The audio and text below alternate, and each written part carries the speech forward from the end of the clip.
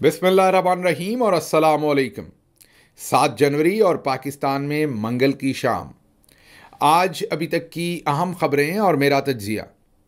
आज आपके सामने 2-3 बहुत ही अहम फौजी मामलात से रिलेटेड खबरें रखेंगे। उसके बाद तालिबान की एक बहुत ही संगीन जो धमकी है वो भी फौजी मामलात से ही रिलेटेड है और अब वो संगीन शक्ल इख्तियार कर गई है, वो आपके सामने रखेंगे।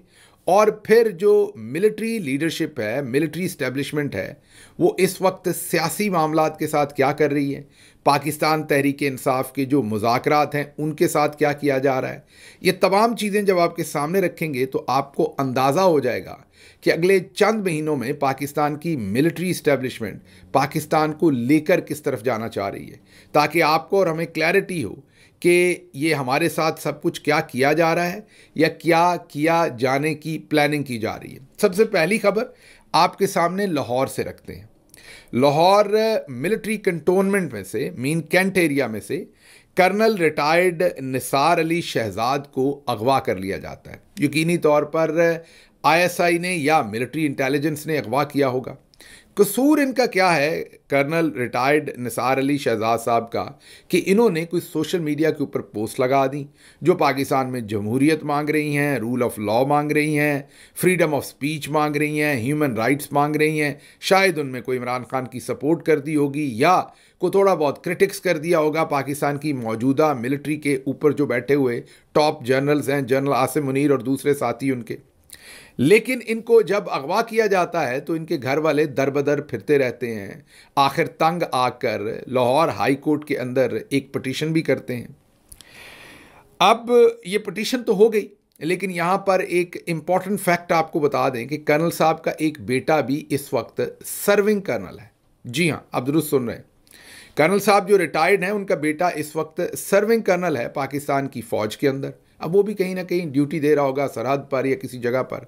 अब पहली बात तो उसने अगर घर आना है तो पहले दरख्वास्त देगा, बताएगा कि मेरे वाले साहब को आप ही ने जनाब उठाया हुआ है, तो मैंने अब जाना है वहाँ हाई कोर्ट में, मुकदमा मैंने लड़ना है। अब अगर वो दरख्वास्त दें तो दिल करे उनको भी उठा लें कि आपके वालिद साहब ने ये पोस्ट क्यों लगाई थी, आपसे पूछ के क्यों नहीं लगाई थी, या आपने अपने वालिद को क्यों नहीं रोका।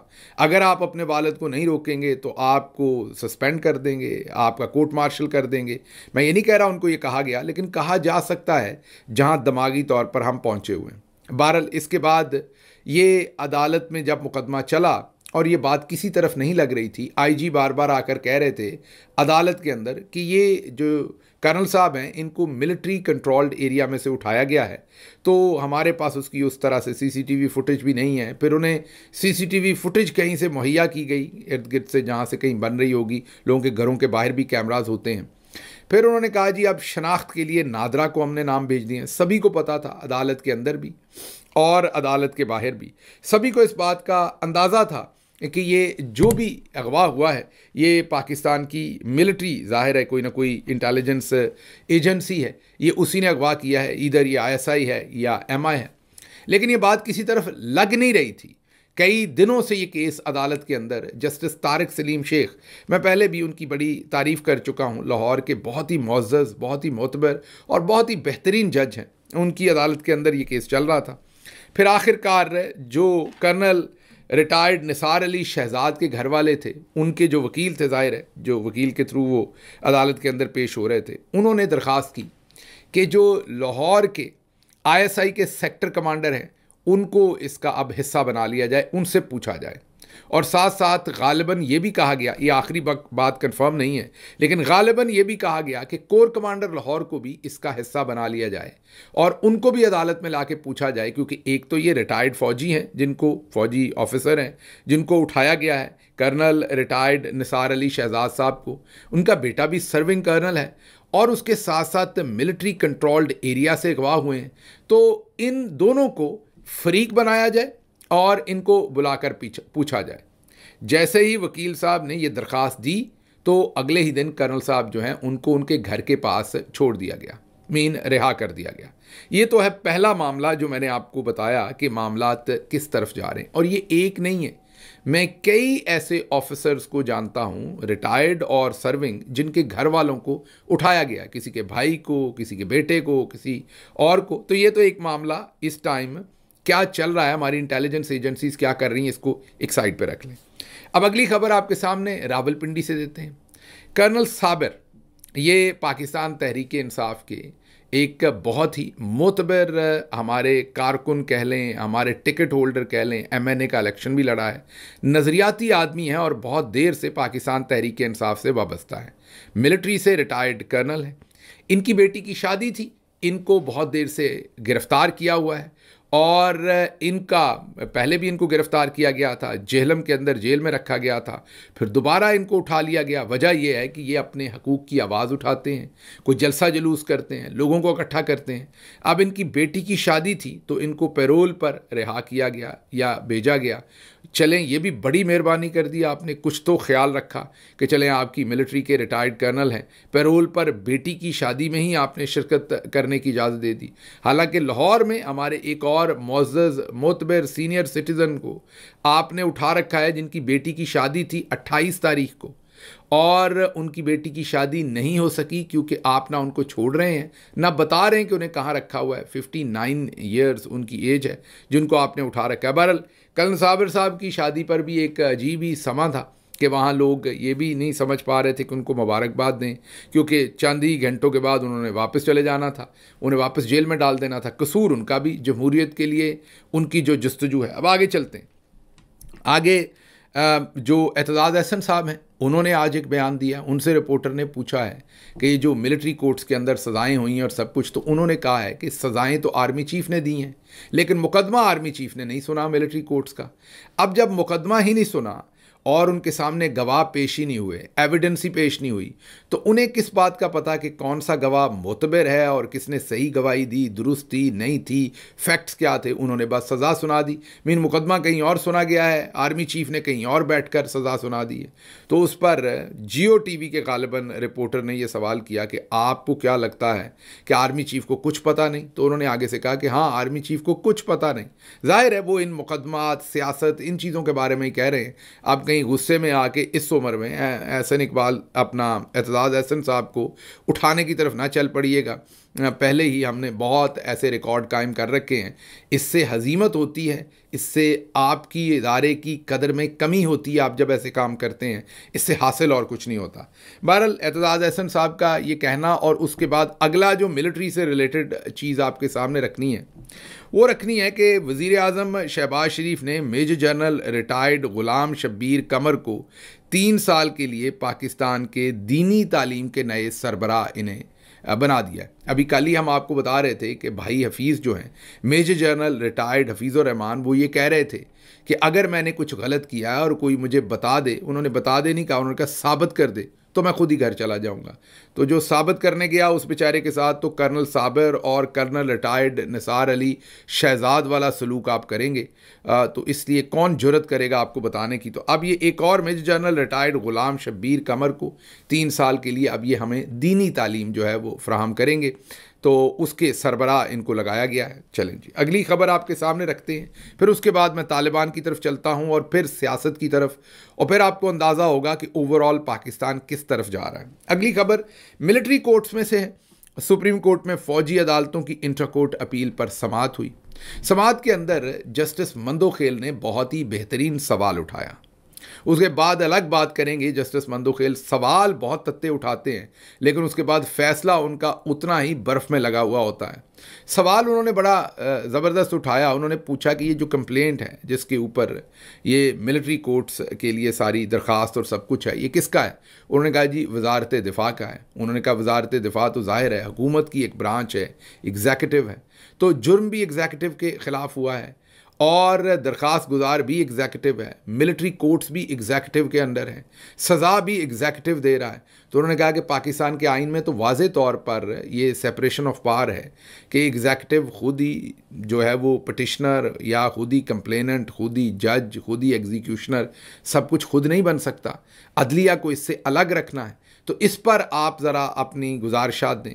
तो जो वकील थे मिलिट्री इस्टेब्लिशमेंट के ख्वाजा हारिस, उन्होंने ये कहा, या वजारत दिफा की तरफ से उन्होंने ये कहा कि नहीं, इसके ऊपर यही है कि पहले भी होता रहा है, अभी भी करने दीजिए। फिर ये सवाल दोहराया गया और उनसे पूछा गया कि क्या एग्जीक्यूटिव जो है वो सब कुछ खुद कर सकता है? तो जवाब उनके पास कुछ नहीं था, वो खामोश हो गए। तो ये केस तो जाहिर है सीधा सीधा है कि सिविलियंस का मिलिट्री ट्रायल नहीं हो सकता। लेकिन आज ये भी देखा कि जब जस्टिस मंदोखेल ज़रा थोड़े से सख्त सवालात पूछ रहे थे तो जस्टिस अमीनुद्दीन बहुत नागवारी का इजहार कर रहे थे। वो अपनी कुर्सी पर हिल रहे थे, बैठ रहे थे, इधर उधर हो रहे थे। अक्सर औकात तो वो वकील को जो जवाबात नहीं आते थे वो जस्टिस अमीनुद्दीन ही वकील की तरफ से देने की या मिलिट्री की तरफ से देने की कोशिश करते थे, और जब उनको भी जवाब नहीं आता था तो फिर नागवारी का इजहार करते थे। एक दो और जजेस भी थे उनके साथ, शायद जस्टिस नईम थे, जो वो भी उनका रवैया भी यही था। लेकिन ओवरऑल जस्टिस मंदोखेल के आज के जो सवालात थे वो बहुत ही अहम थे और बहुत ही टू दी पॉइंट थे, और उन सवालात को सिर्फ अगर आप देखें तो सिविलियन का मिलिट्री कोर्ट्स में ट्रायल नहीं हो सकता। लेकिन हैविंग सेड दैट, माजी जो हमें बताता है वो ये बताता है कि जस्टिस मंदोखेल सवालात कंप्लीटली अपोजिट करते हैं, रिमार्क्स कंप्लीटली अपोजिट देते हैं और बाद में फैसला कंप्लीटली अपोजिट देते हैं। तो इसलिए बिल्कुल भी खुश होने की ज़रूरत नहीं है, ना ही जस्टिस मंदोखेल साहब के सवालात को कोई बहुत सीरियस लेने की ज़रूरत है। उन्होंने सवालात ऐसे ही करने हैं। शायद ये भी एक कई दफ़ा आप देखते हैं ना कि थोड़ा सा वो आपने रेसलिंग देखी होगी, उसके अंदर कई मुक्के ज़ोर ज़ोर से मारे जाते हैं लेकिन वो होते नहीं हैं, और फिर एक बंदा आता है वो आकर बिल्कुल ही गेम उठा देता है। तो वो ज़रा थोड़ी सी एक्साइटमेंट ऐड करते हैं उस पूरे प्ले के अंदर, उस पूरे मैच के अंदर। तो जस्टिस मंदोखेल हमारे लिए तो बहुत ही मुहतरम है, सुप्रीम कोर्ट के जस्टिस हैं, लेकिन जस्टिस मंदोखेल साहब का किरदार भी, जो रोल है उनका, जो हम सारे ही इस दुनिया में जो आए हैं, ये दुनिया एक स्टेज है और हम सारे ही अपने अपने रोल्स की एक्टिंग कर रहे हैं। और जो कैरेक्टर और एक्टिंग जस्टिस मंदोखेल के सुपुर्द सुप्रीम कोर्ट में मिलिट्री इस्टेब्लिशमेंट ने की है वो यही की है कि आपने सवाल जितने मर्जी तत्ते पूछें, रिमार्क्स जितने मर्जी आप रूल ऑफ लॉ पर दें, फ्रीडम ऑफ स्पीच पर दें, आप वहाँ पर बैठ के दुनिया के बेहतरीन जजेस की तरीके से उस चीज़ को देखें और सवाल पूछें। लेकिन जब आपने फैसला लिखना है तो तब आपने बिल्कुल भी अपना वो वाला माइंड नहीं रखना, फिर आपने जस्टिस लानत मतलब जस्टिस काजी फाइज ईसा वाला ब्रेन अपना सामने रख के तो फैसले लिखने हैं। तो इसलिए मुझे इसमें से कुछ ख़ास उम्मीद है नहीं कि इसमें से कुछ निकलेगा। तो अब तो थी ये मोटी मोटी खबरें जो मिलिट्री की तरफ से मैंने आपको देनी थी। अब आखिरी खबर मिलिट्री की, और फिर मैं तालिबान की खबर की तरफ चलूं। वो जो आखिरी खबर मिलिट्री की है वो ये है कि आपको हमने पिछले व्लॉग में जो खबर दी कि ईसीसी ने 2 अरब रुपए जारी किए हैं आईएसपीआर को फेक न्यूज़ कंट्रोल करने के लिए। आईएसपीआर ने मांगे हैं सप्लीमेंट्री ग्रांट के तौर पे। ये कहा है कि हमें 2 अरब रुपए दें, हम पहले एक सिस्टम बनाएंगे, फर्नीचर लेंगे, जाहिर है कंप्यूटर लेंगे और पता नहीं क्या कुछ लेंगे जो उन्होंने सिस्टम बनाना है, तो उससे हम फेक न्यूज़ कंट्रोल करेंगे। ये आईएसपीआर ने 2 अरब मांगे। फिर उन्होंने कहा कि हर साल, इस साल भी और अगले सालों में भी, ये 2 साल 2 अरब तो फिक्स्ड सिस्टम करने के लिए, और फिर उसको चलाने के लिए 1.6 अरब हर साल चाहिए। इस साल के भी चाहिए, अगले सालों में भी। तो इस साल टोटल 3.6 अरब रुपए मांगे गए। अब ये आईएसपीआर ने मांगे और हुकूमत ने उन्हें फ़ौरन दे दिए। अब मुझे समझ नहीं है कि ये जो पैसा मांगा गया है इसमें क्या अब कर्नल रिटायर्ड निसार अली शहजाद की जो खबर है जो मैंने आपके सामने रखी है, और जो जस्टिस शेख की अदालत के अंदर चली है, और जिस तरीके से सेक्टर कमांडर को और कोर कमांडर को बाद में कहा फ्रीक बनाए, फिर वो छुट गए, पहले वो अगवा हुए, तो अब क्या इस खबर को रोकना है आईएसपीआर ने, या फिर एक और तरीका भी होगा? क्योंकि उन्होंने कर्नल रिटायर्ड निसार अली शहजाद की खबर उनको फेक न्यूज़ ही लगी है ना। जब आप आजकल सच बताएं कि डी चौक में सरों में गोलियां मारी गई हैं और वहाँ पर रेंजर्स और एसएसजी इस्तेमाल हुए, तो इसको फेक न्यूज़ कहा जाता है। तो इसको रोकने का मौसर तरीका अभी तक क्या है? वही जो हमने कर्नल रिटायर्ड निसार अली शहजाद के ऊपर किया कि अगवा कर लो। तो कहीं इस 3.6 अरब जो इस साल का दिया गया है, ये शहबाज राणा साहब की स्टोरी है, क्रेडिट उन्हीं का बनता है।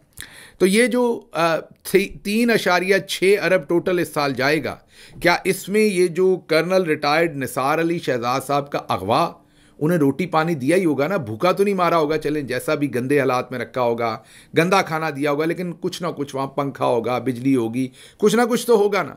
तो ये जो खर्च है उनके अगवा करने पे, रखने पे, छोड़ने पे, ये भी उस 3.6 अरब में शामिल होगा डीजीआईएसपीआर साहब? या आपका काम सिर्फ खबरों के साथ है और ये वाले पैसे आईएसआई या एमआई पाकिस्तान के टैक्स पेयर के पैसे से कहीं से और से लेंगे और हमें अगवा करेंगे और हमारी खातर तवाज़ा करेंगे और हमारे ही पैसों पर नंगा करके सॉफ्टवेयर अपडेट करेंगे, तो वो क्या बजट बिल्कुल कौम ने अलग अफोर्ड करना है या आप कोई डिस्काउंट भी देते हैं? तो मेरा तो ख्याल है कि हजूर डिस्काउंट दे दें, ये सारा काम ही 3.6 अरब में कर दें। मतलब अब अगवा करने का काम भी DGISPR को ही दे दें, वो जो दूसरी तरफ दिया हुआ है तो उससे अलग पैसे लगते हैं। तो अगर इधर ही हो जाए सारा काम तो 3.6 अरब में चलें, कौम का पैसा इधर लग रहा है। तो फेक खबरों का मैं आपको मौसर तरीका बता देता हूं जिनको आप फेक कहते हैं, क्योंकि अब ये रिपोर्ट तो लोग करेंगे ना और इसको आप फेक कहेंगे। अब ये समझ नहीं आती कि ये तमाम खबरें जो रिपोर्ट की जाती हैं, आपको सच छुपाना है तो आप सच को फेक कहना शुरू कर देते हैं, तो खबरें तो खैर होंगी। अब ये तो थी जो मिलिट्री से रिलेटेड खबरें थी। अब मैं चलता हूं जो तालिबान ने नई धमकी दी है। उन्होंने ये कहा है कि अब हमने पाकिस्तान आर्मी की जो ओन्ड बिजनेसेस हैं, फर्म्स हैं, उनके ऊपर हमने हमला करना है। मैं नहीं कह रहा, ब्लूमबर्ग दुनिया का बहुत ही मुस्तनद जरीदा जो है वो ये खबर रिपोर्ट कर रहा है। अब ब्लूमबर्ग कह रहा है कि तालिबान मिलिटेंट कहते हैं कि अब हमने जो पाकिस्तान आर्मी से रिलेटेड बिजनेसेस हैं, जो भी कारोबार हैं, जैसे उन्होंने तो नाम लिए हैं, अस्करी बैंक है, फलां फलां है, इन सब पर अब हम हमले करेंगे। अब ये तो बहुत ही संगीन काम इख्तियार कर गया, क्योंकि ये जितने भी बिजनेसेस हैं ये तो सिविलियन इन नेचर हैं। चला तो मिलिट्री रही है लेकिन इसका तो सारा दारो मदार पाकिस्तान के सिविलियन एरियाज़ में है, सिविलियंस के साथ इंटरेक्शन है। अब दलिया जो बनता है जहाँ पर, या सप्लाई होता है या दुकानों पर बिकता है, अब हमें नहीं पता कि तालिबान किस किस चीज़ को टारगेट करेंगे और कैसे कैसे करेंगे। तो इसका मतलब है कि जो हम कल परसों ही खुश हो रहे थे कि हमने तालिबान को ये कर दिया और हमने हमला कर दिया और हमने ऐसा कर दिया, तो अब ये दहशतगर्दी पूरे मुल्क में फैलने का खदशा है जो ब्लूमबर्ग स्टोरी दे रहा है। तो दूसरी तरफ जो मामलात हैं वो इस तरह की शिद्दत जो है वो इख्तियार कर रहे हैं। मतलब एक तरफ मैंने आपके सामने कर्नल जो निसार अली शहजाद की कहानी रखी है, मैंने कर्नल साबर की रखी है, मैंने मिलिट्री कोर्ट्स के अंदर हम क्या कुछ कर रहे हैं मैंने वो रखी है, मैंने आपके सामने मेजर जनरल रिटायर्ड गुलाम शब्बीर कमर को 3 साल के लिए दीनी तालीम का सरबराह बना दिया, ये रखी है, मैंने भाई हफीज़ की बात आपके सामने रखी है, उन्होंने कहा साबित कर दें, मैंने कुछ गलत किया मैं घर चला जाऊंगा। ब्रूकिंग इंस्टीट्यूशन अभी उनको बता के हटे हैं कि 1.8 अरब डॉलर का नुकसान आपके इंटरनेट बंद करने पर हुआ है, लेकिन उन्होंने अभी भी कुछ ना कुछ और साबित करवाना है। और आगे जो आपको मैंने DGISPR और जो 3.6 अरब रुपए मांगे गए हैं शहबाज राणा की स्टोरी वो रखी है, और अब ये तालिबान की बात रखी है। तो समझ नहीं आ रहा कि प्रायोरिटीज़ क्या हैं। एक तरफ मामलात इतने मखदूश हैं, दूसरी तरफ हम किन चीज़ों में इंटरेस्ट लिए बैठे हैं या हमारा इंटरेस्ट किन चीज़ों में है वो आपके सामने रखा है। अब आखिरी चीज़ आपके सामने जो मैंने रखनी है वो चीज़ है कि दूसरी तरफ पाकिस्तान तहरीक इंसाफ ने आज जो प्रेस कॉन्फ्रेंस की है वो आप इन सारी चीज़ों से मिला के देखें तो आपको समझ आ जाएगी। उस प्रेस कॉन्फ्रेंस में ये कहा है कि हम मुज़ाकरात कर रहे हैं, हम उसके लिए इमरान खान साहब से अलहदा मुलाकात करना चाहते हैं। जहां मुलाकात करवाई जाती है वहां पर कैमराज लगाए हैं, माइक्रोफोन लगाए हैं। इन हालात में मुलाकात करके बातचीत नहीं हो सकती, और हमारी मुलाकात ऐसी जगह पर करवाई जाए जहां पर बात को टेप ना किया जाए, रिकॉर्ड ना किया जाए, ताकि ओपन माहौल के अंदर इमरान खान साहब से बातचीत हो सके।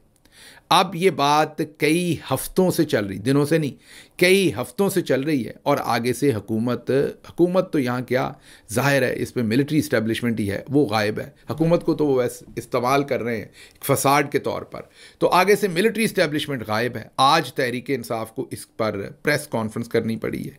आप सोचिए प्रेस कॉन्फ्रेंस से पहले कितने राब्ते किए गए होंगे, ये कम्युनिकेट कितनी बार किया गया होगा, और फिर दूसरी तरफ जो अदालती मामलात हैं वो भी आपके सामने।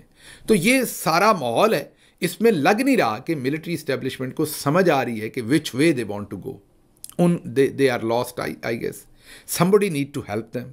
ये सब कुछ जो कर रहे हैं, may be they are very happy right now कि हम जो भी कर रहे हैं इसमें पैसे भी आ रहे हैं, इसमें इन्फ्लुएंस भी है, जो हमारे खिलाफ बात करता है हम उठा लेते हैं, उसे चुप करा देते हैं। But this can't last very long, you have to stop it. So somebody need to tell them कि ये this is not really working, ये इसको कहीं ना कहीं रोकना पड़ना है आपको, आज नहीं तो कल रोकना पड़ना है। ये जो कुछ मैंने आपके सामने बताया, एक तरफ तालिबान की बात, एक तरफ अपनी प्रायोरिटी सियासी मामलात, तो आप खुद ही फैसला कर लें कि हम मुल्क को कहाँ लेके जाना चाहते हैं। मुझे यहाँ से इजाज़त दीजिए। अल्लाह आपका हामी और नासिर हो। पाकिस्तान जिंदाबाद।